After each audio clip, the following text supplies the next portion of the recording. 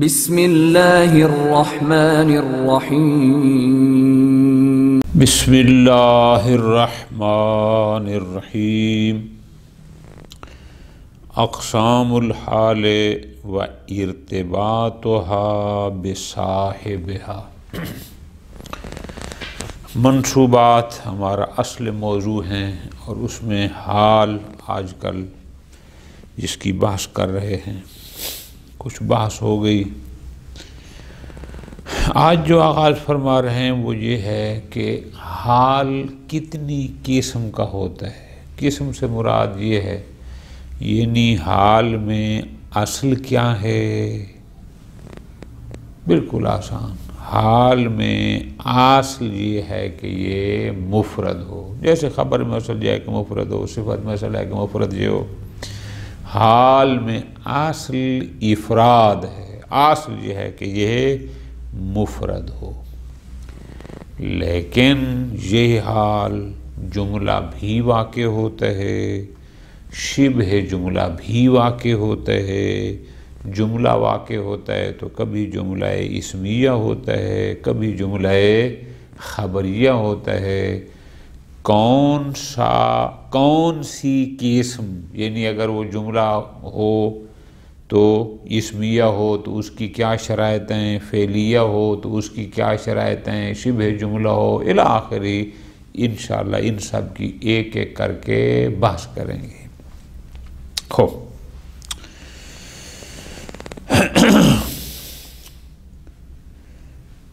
فرماتے ہیں الاصل فی الحال الافراد، حال میں اصل یہ ہے کہ حال مفرد۔ یہ پہلے بھی آج جان بات کئی دفعہ پیچھے یہ کہ یہ مفرد تثنیہ اور جمع کے مقابلے میں نہیں ہوتا، یہ مفرد جملہ کے مقابل میں ہوتا ہے۔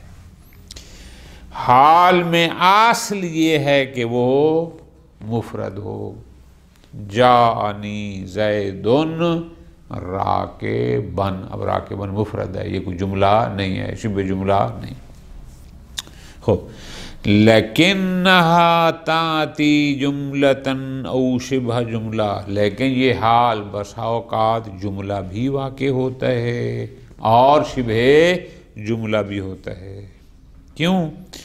لِأَنَّ كُلًّ مِّنْهُمَا، اگر حال جملہ یا شبہ جملہ ہو، یخلف المفردہ، وہ بھی قائم مقام مفرد ہوتا ہے، یعنی وہ بھی وہی مفرد والا کام کرتا ہے۔ فی ھذا المقام، مفرد کیا کرتا تھا؟ ذوالحال کی حیت کو بیان کرتا تھا۔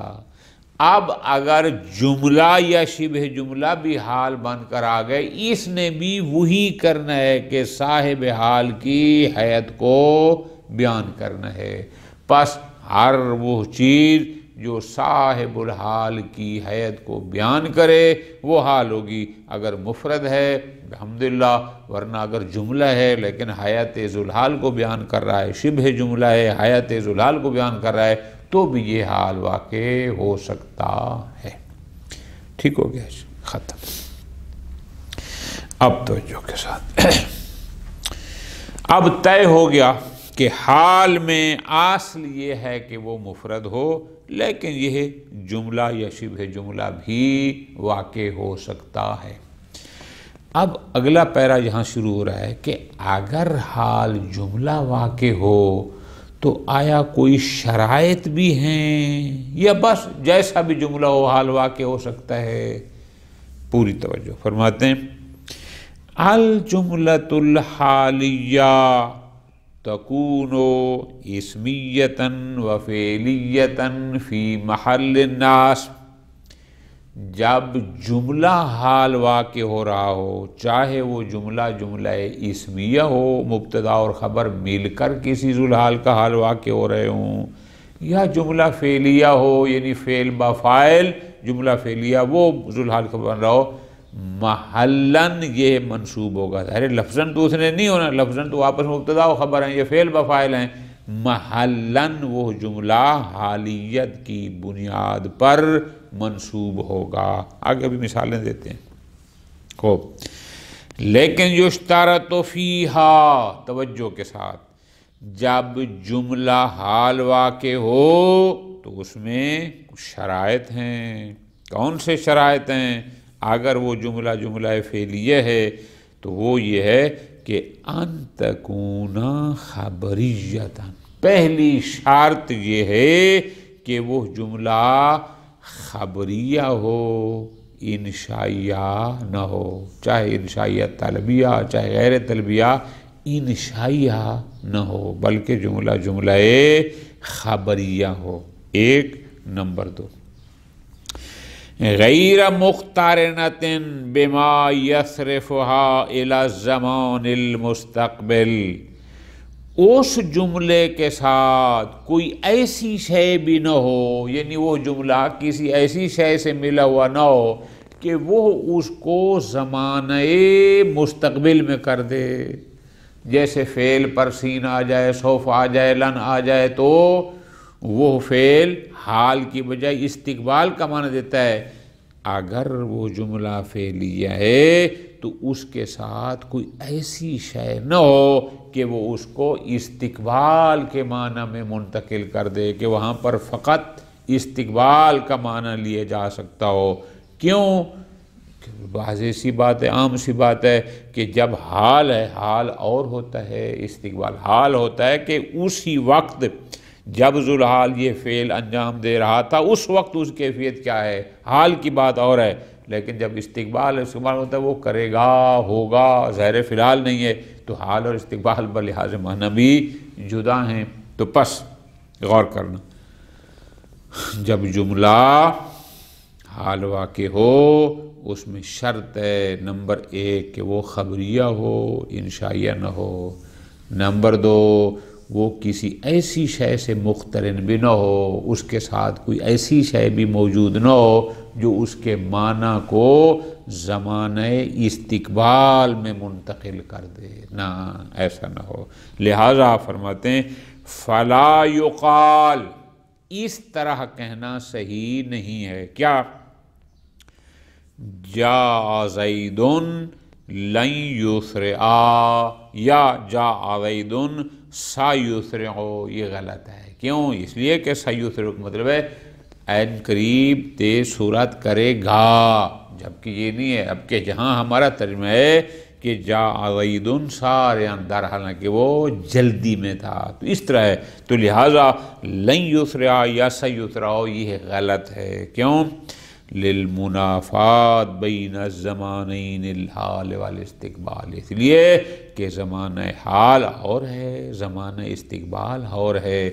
آپ ادھر کہہ رہے ہیں کہ یہ حال ہے اور جو اس پر جو معنی اس کا بنتا ہے، جس چیز کے ساتھ وہ مقترن ہے، وہ تو اس کو حال سے استقبال میں منتقل کرتا ہے، لہذا یہ درست نہیں۔ ختم ہوگی بات۔ آگے فرماتے ہیں دوسرا فائدہ کہ ان الحال حکم علی صاحبها، حال خبر کی طرح، صفت کی طرح یہ کوئی مستقل نہیں ہے۔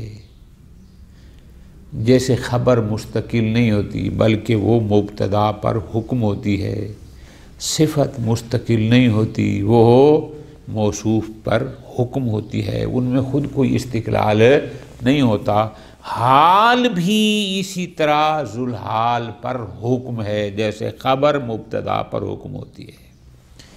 پس جیسے خبر اور مبتدا کی بحث میں گزارش کی تھی کہ مبتدا اور خبر کے درمیان کوئی رابط ہونا چاہیے، زید قائم کے درمیان کوئی رابط ہو جو بتائے کہ یہ شے اس کے ساتھ جو ہے ان کا آپس میں رابط کیا ہے۔ یہ جو ہم قائم کا حکم لگا رہے ہیں زید بغیر رابط کے نہیں ہوتا۔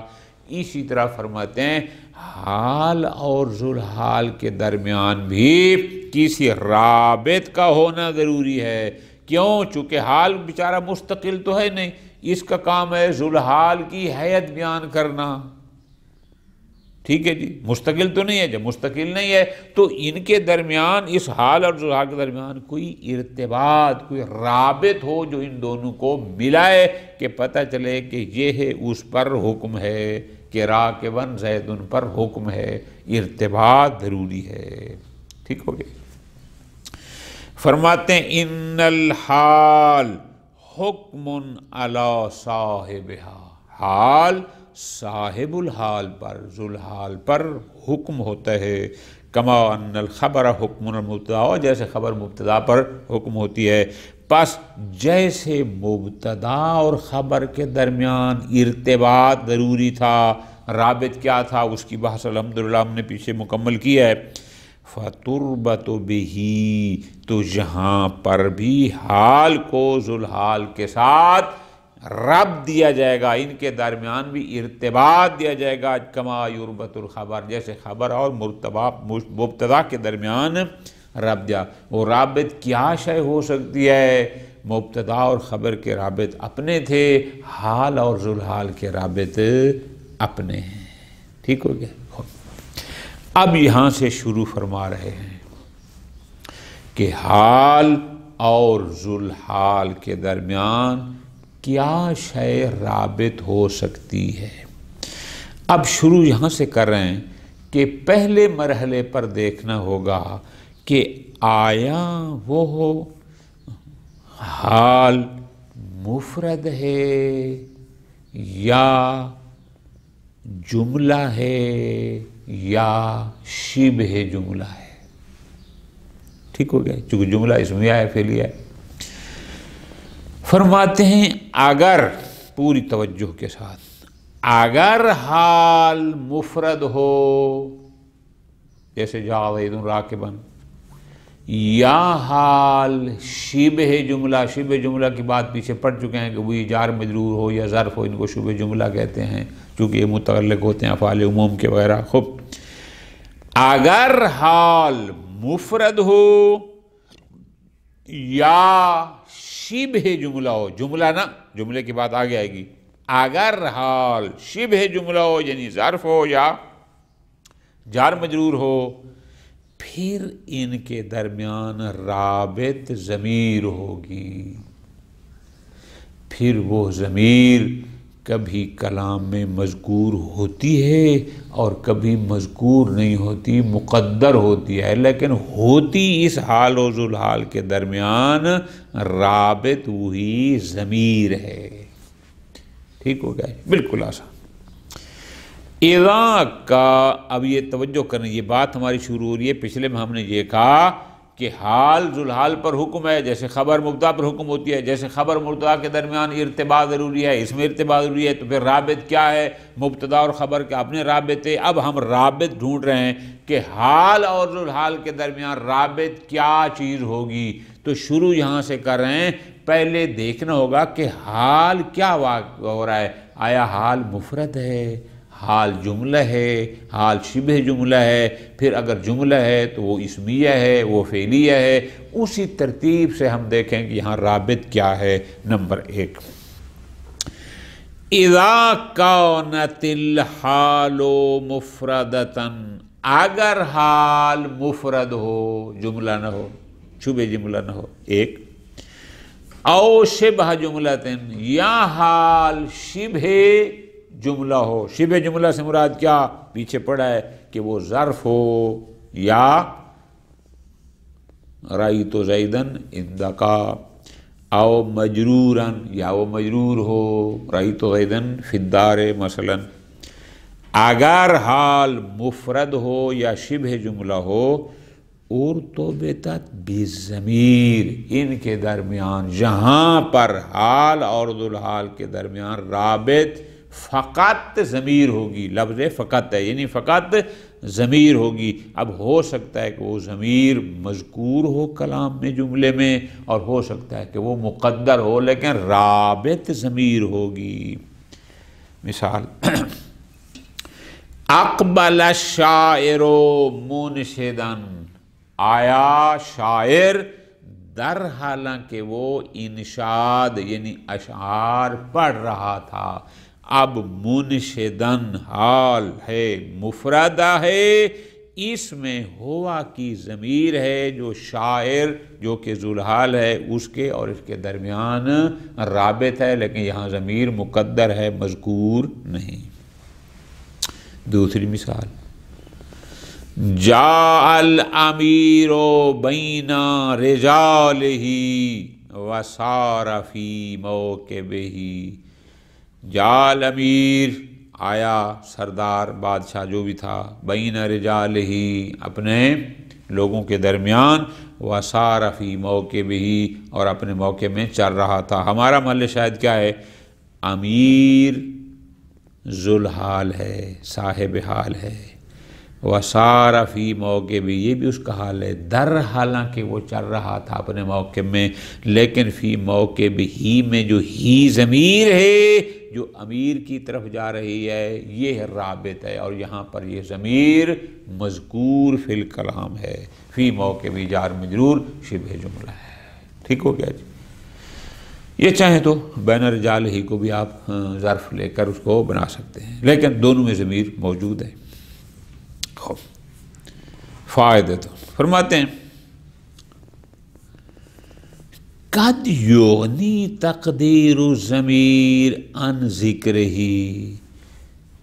اگرچہ توجہ کے ساتھ، اگرچہ حال اگر مفرد یا شبہ جملہ ہو تو رابط ضمیر ہوتی ہے، لیکن بسا اوقات ضمیر کا مقدر کرنا ذکر ضمیر سے مستغنی کر دیتا ہے، کہ بس اسی ضمیر جو مقدر ہے، بس جو فرض کیے ہم نے کہ یہاں ضمیر ہے، بس وہی کافی ہے، ذکر ضمیر کی ضرورت ہی نہیں ہے۔ اچھا ایسا بھی ہو سکتا ہے، مثلا اشتریت اللؤلؤ مثقالا بدینار، اب دیکھو نا، اشتریت اللؤلؤ میں نے لؤلؤ خریدا، ہیرا یا موتی جو بھی تھا وہ خریدا، مثقالا یہ مثقالا حال مفرد ہے، در حالانکہ ایک مثقال تھا ایک دینار کے بدلے میں۔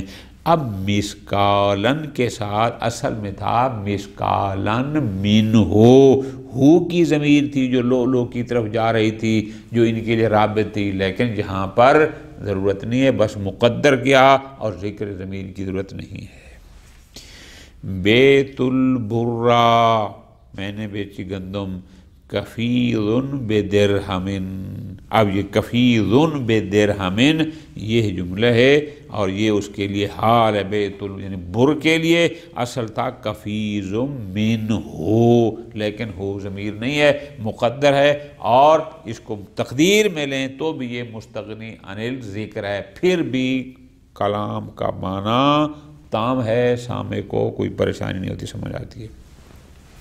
فرماتے ہیں پس کفید و ما بعدہا یعنی کفید بدرہم یہ مبتدا اور خبر ہیں آپس میں، اور یہ دونوں اگرچہ جملہ اسمیہ ہے لیکن محلاً منصوب ہیں حالیت کی بنیاد پر، یعنی در حالانکہ ایک کفیز ایک درہم کا تھا۔ ٹھیک ہو گیا جی، ختم۔ خوب یہ تو تھا کہ اگر حال مفرد ہو یا شبہ جملہ ہو تو ان کے رابط کیا ہوگا، ہم نے کہا کہ ان کی رابط ضمیر ہوگی۔ اب آگے چلتے ہیں۔ اذا كانت الحال جملة اسمیہ، اگر حال مفرد بھی نہیں شبہ جملہ بھی نہیں بلکہ جملہ ہے اور ہے بھی جملہ اسمیہ، وہاں پر رابط کیا ہوگا؟ فرماتے ہیں وہاں رابط واو بھی ہو سکتی ہے، وہاں رابط ضمیر بھی ہو سکتی ہے، وہاں رابط واو اور ضمیر دونوں بھی ہو سکتی ہیں، یعنی آپ ان کے درمیان ارتباط بالواو کریں تو بھی ٹھیک، بالضمیر کریں تو بھی صحیح، بالواو و ضمیر دونوں آ جائیں تو بھی صحیح، ان کے درمیان ایسا ہوتا ہے۔ کہاں؟ جہاں حال جملہ اسمیہ واقع ہو رہا ہو، ذرا غور کرنا خوب۔ فرماتے ہیں اذا کانت الحال جملۃ اسمیۃ، اگر حال جملہ اسمیہ واقع ہو رہا ہو، ارتبطت بالواو او بالضمیر او بالواو والضمیر معا، تو یہاں یہ اس کا ارتباط ہوگا اپنے ذوالحال کے ساتھ، یعنی یہاں رابط فقط واو بھی ہو سکتی ہے، فقط ضمیر بھی ہو سکتی ہے، واو اور ضمیر دونوں بھی رابط ہو سکتی ہیں۔ ٹھیک ہو گیا جی؟ کہاں پر؟ جہاں حال جملہ اسمیہ ہوگا۔ اب اس کو یہاں ختم کر رہے ہیں۔ اگلی بات فرماتے ہیں غیر ان ارتباطہا بالواو واجب فی موضعین، لیکن پوری توجہ، اگر حال جملہ اسمیہ ہو تو دو مقام پر واو کے ساتھ رابط کرنا واجب ہے۔ اب اس کو آپس میں ملا لیں، یعنی اوپر ہم نے کہا کہ اگر حال جملہ اسمیہ ہو تو اس حال و ذوالحال کے درمیان رابط واو بھی ہو سکتی ہے، ضمیر بھی ہو سکتی ہے، واو اور ضمیر دونوں بھی ہو سکتے ہیں، لیکن اس میں علیحدہ حکم آ گیا کیا؟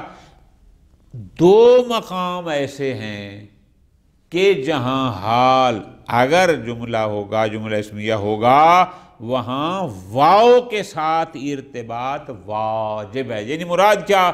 وہاں ضمیر نہیں، وہاں رابط فقط اور فقط واو ہوگی۔ دو مقام ایسے ہیں، وہ کون سے دو مقام ہیں؟ نمبر 1، اذا خلت من ضمیر یربطها بصاحبها، اگر جملہ اسمیہ میں کوئی ایسی ضمیر نہ ہو کہ جس کے ذریعے وہ اپنے صاحب الحال، اپنے ذوالحال سے مربوط ہو رہا ہو، یعنی حال جملہ اسمیہ ہے، اس جملہ اسمیہ میں کوئی ضمیر بھی موجود نہیں ہے کہ جو ضمیر ذوالحال کی طرف پلٹتی ہوتی اور ان کا آپس میں ربط بن جاتی وہ ضمیر، ایسے مقام پر واو کو رابط لانا واجب ہے۔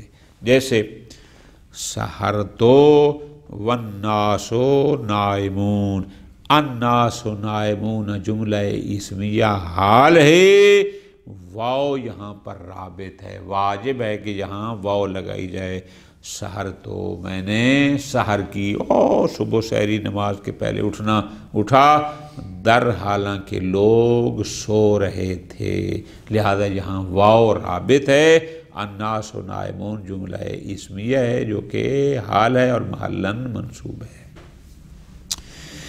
اسی طرح فرماتے ہیں دوسرا مقام جہاں پر واو کو بطور رابط لانا واجب ہے وہ یہ ہے، اذا تصدرت بضمیر صاحبہا، اگر جملہ اسمیہ حالیہ شروع ہو رہا ہو ایک ضمیر سے کہ جو ضمیر اس کے ذوالحال کی ضمیر ہے، جو اس کے ذوالحال کی طرف پلٹ رہی ہے، وہاں پر بھی بطور رابط واو کو لگانا واجب ہے۔ مثال یہ ہے، تکلم الخطیب وہو واقف، اصل میری جان جملہ اسمیہ ہے ہوا واقفن، ہوا واقفن، یہ جملہ اسمیہ ہے جو حال ہے خطیب کے لیے، لیکن چونکہ اس جملے کی ابتدا ہوا سے ہو رہی ہے اور ہوا بھی اسی خطیب کی طرف پلٹ رہا ہے،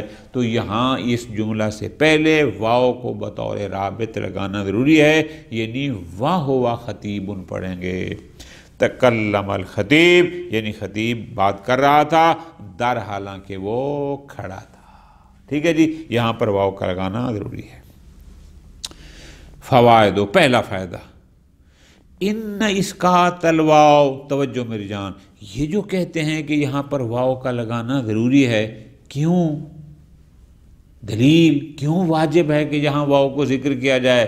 فرماتے ہیں اس کی دلیل یہ ہے کہ ان اسقاط الواو، اگر ہم یہاں پر واو کو ذکر نہ کریں، تکلم الخطیب یہ کہہ دیں، پھر کہیں ہوا واقفن، تو یہ واو کا اسقاط یوہمو انما بعدہا کلام مستأنف منقطع اما قبلہ، تو یہ سے وہم ہوگا کہ شاید ہوا واقفن کا تکلم الخطیب سے کوئی تعلق نہیں ہے، یہ بالکل علیحدہ اور مستقل کلام ہے، جبکہ اصل تو تھا کہ یہ مستقل کل نہیں تھی، علیحدہ جملہ نہیں تھا، یہ اس سابق سے مربوط تھا، اس کا کام تھا کہ اس سابق کی حیت کو بیان کرے، اگر واو ہوگی تو یہ اس کو بیان کرے گی، وہاں ہوا پڑھیں گے تو ہوگی۔ فرماتے ہیں ان اسقاط الوہم، اگر ہم ہوا واقفون کی بجائے خالی کہتے ہیں تکلم الخطیب اور پھر کہتے ہیں ہوا واقفون، واو نہ ہو، یوہمو، یہ مخاطب کو وہم میں ڈال سکتی ہے کیا کہ انما بعدہا، کہ تکلم الخطیب کے بعد یہ جو ہوا واقف ہے کلام مستانف، یہ ایک علیحدہ مستقل نئی کلام ہے، منقطع اما قبلہا، ما قبل سے منقطع ہے، اس کا اس سے تکلم الخطیب سے کوئی تعلق نہیں ہے۔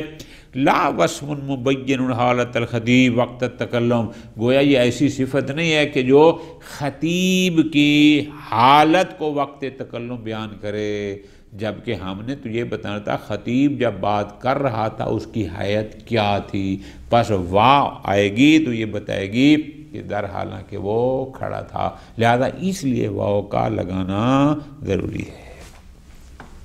ٹھیک ہو گیا جی، ختم۔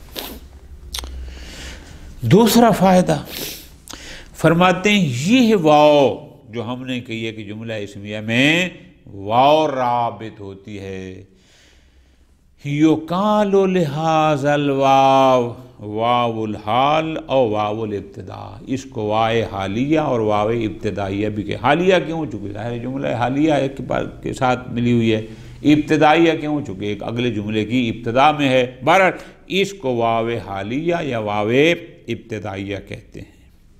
جناب ہمیں کیسے پتہ چلے گا کہ ایک جملے کے بعد اگلا جملہ ہے، درمیان میں واو آ گئی ہے، کہ آیا یہ واو حالیہ ہے یا غیر حالیہ؟ ہمیں کیسے پتہ چلے گا؟ فرماتے ہیں کوئی مشکل نہیں، وَضَابِطُهَا، ہم آپ کو اس کے لیے قانون بتا دیتے ہیں، اس کو لاگو کر لینا، پتہ چل جائے گا۔ وہ قانون کیا ہے؟ اگر اس واو کو ہٹا کر از زمانیہ کو رکھنا صحیح ہو تو اس کا مطلب ہے یہ واو حال ہے، اور اگر از کو رکھنا صحیح نہ ہو تو اس کا مطلب واو حالیہ نہیں ہے۔ یہ ایک فارمولہ ہے۔ یقال لہذا الواو، اس واو کو، یہ جو آئے گی جملہ اسمیہ سے پہلے جو حال باقی ہو رہا ہے، واو الحال کہا جاتا ہے یا اس کو واو الابتدا کہا جاتا ہے۔ وَضَابِطُهَا، اس کا فارمولہ قانون کیسے کنفرم ہوگا کہ یہ واو حال ہے؟ فرماتے ہیں ضابط کیا ہے؟ صحت وقوع از موقعہ، کہ از زمانیہ کو اس کے جگہ پر رکھنا صحیح ہو۔ ہم اگر اس واو کو ہٹا لیں اور وہاں پر از رکھ دیں اور معنی کلام کا صحیح اور تام رہے تو اس کا مطلب ہے وہ واو حال تھی۔ مثال دے رہے ہیں، سافرتو والشمس طالعہ، میں نے سفر کیا در حالانکہ سورج طلوع کر رہا تھا۔ اب یہاں واو کو ہٹا کر اگر ہم یوں کہیں سافرتو از الشمس طالعہ، تو از زمانیہ کو لگانا صحیح ہے۔ یہ از کا اس جگہ پر صحیح ہونا بتاتا ہے کہ یہ واو حال تھی۔ ٹھیک ہے جی۔ آگے ایک اور بات ہے کہ کہاں پر واو کو نہیں لگانا، ان کو پھر علیحدہ انشاءاللہ پڑھیں گے۔ وصلی اللہ علی محمد وعلی محمد۔